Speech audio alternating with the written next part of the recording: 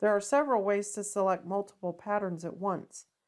The first way is to click on your Select All icon on your menu bar, or the keyboard shortcut to that is Control-A.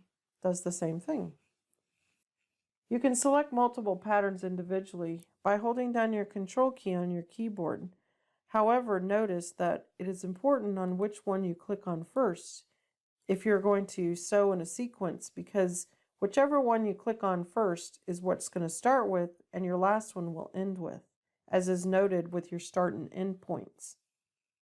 You can marquee select a group of patterns by dragging a selection box around them. There are two different ways to do this. If you go from left to right, the pattern has to be completely inside your box. If you go right to left, they can just barely be touching, and it will select them. This is an exaggerated example, but there will be times when your patterns overlap each other. CS only recognizes the first two patterns in a stack.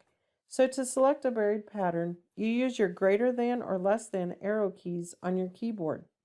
So you click once to select the first pattern, and then you click your greater than keys to move to the next pattern. Or you can use your less than arrow key to move backwards. There are several ways to deselect your patterns. If you just want to deselect one of them, hold down your Control key on your keyboard and then click on the pattern you want deselected. To deselect all of your patterns at once, there are several ways. You can press your Escape key and that will deselect them all at once.